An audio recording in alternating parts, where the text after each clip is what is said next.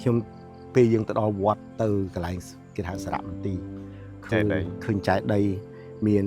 ក្បាលខ្មោចក្បាលសពច្រើននៅនោះមានឆ្អឹងដៃឆ្អឹងជើងអីវិញអារម្មណ៍ខ្ញុំចុះក្នុងចំណោមសពក្បាលដែលនឹងចុះក្នុងចំណោមបើសិនជាម្ដាយខ្ញុំនៅនោះតើអារម្មណ៍ខ្ញុំយ៉ាងម៉េច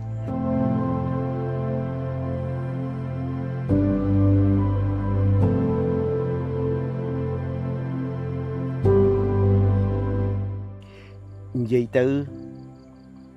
ចំនួននោះពេលគេសម្លាប់ទាំងគ្រួសារហើយនៅក្នុងគុកពេលនោះមានបងមានម្ដាយពួកខ្ញុំពិសេសមានម្ដាយហើយមានកូន5នាក់ឪពុកខ្ញុំគេសម្លាប់យូរហើយតាមខ្ញុំឮលហិចលហៀងម្ដាយខ្ញុំបានចរចាជាមួយពួកគុកហ្នឹង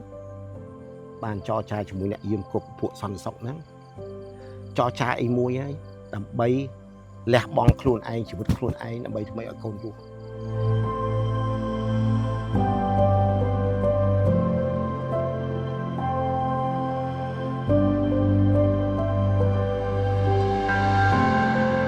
ការឈឺចាប់របស់ខ្ញុំដូចអ្នកផ្សេងជាមេរៀនណាខ្ញុំស្នើសុំចាកុំយកការឈឺចាប់របស់យើងខ្លាយជាកំហឹងដើម្បីសងសឹកដើម្បីធ្វើអ្វីខុស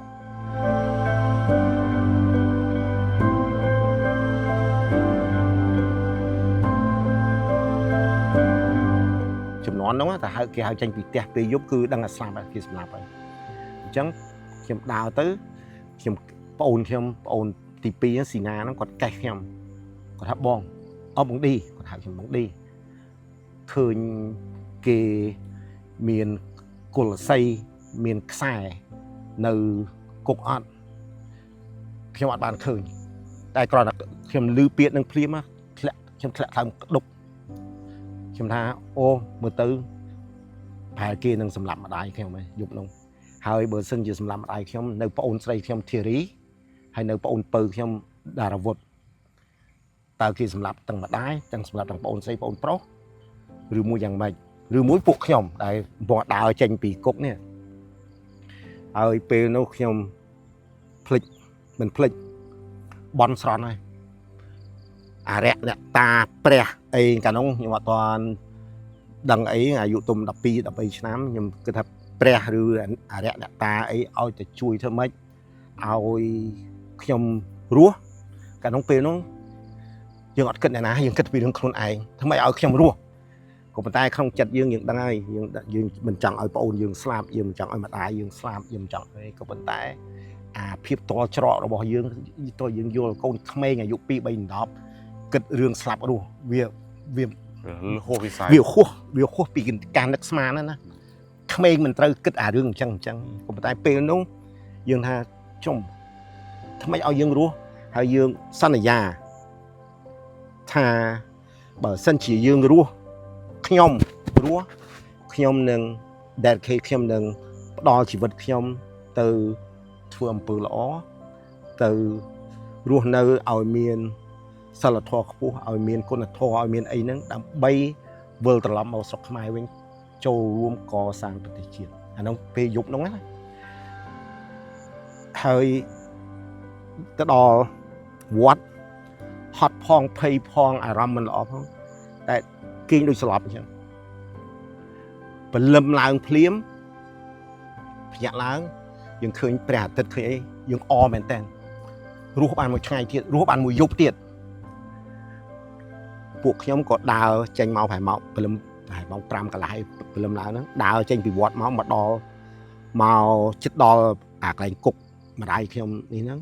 ខ្ញុំឃើញប្អូនស្រីខ្ញុំប្អូនខ្ញុំអាវុធវាយំវាស្រែកក្រខ្ញុំឃើញពួកនឹងយំភ្លាមទី1ខ្ញុំអមែនតើដែលប្អូនខ្ញុំ2នាក់នៅរស់អា2នាក់ប្រុសនៅជាមួយខ្ញុំវារស់ហើយខ្ញុំ3នាក់រស់ហើយនៅ2នាក់ទៀតនៅរស់តែពេលនោះភ្លាមខ្ញុំដឹងថាម្ដាយខ្ញុំបានស្លាប់ហើយព្រោះក្មេងវាយំវារកម្ដាយវាឃើញពួកខ្ញុំទៅគ្នាឃើញពួកខ្ញុំទៅគ្នារត់មកអោបថាម្ដាយនៅណាពេលនោះ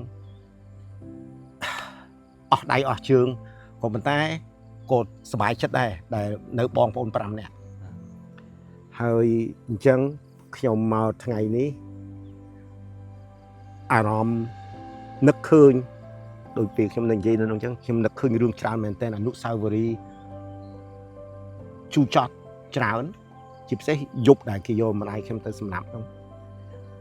ហើយអនុស្សាវរីយ៍ផ្សេងទៀតដែលធ្វើឲ្យខ្ញុំคลายជា40ជាងឆ្នាំក្រោយមកធ្វើឲ្យខ្ញុំคลายជាមនុស្សរបៀបនេះគឺបានទៅរស់នៅសហរដ្ឋអាមេរិកមានជីវភាពរស់នៅស្រួលបួលទូធាហើយខ្ញុំសម្រេចចិត្តថាខ្ញុំវិលត្រឡប់មកស្រុកប្រទេស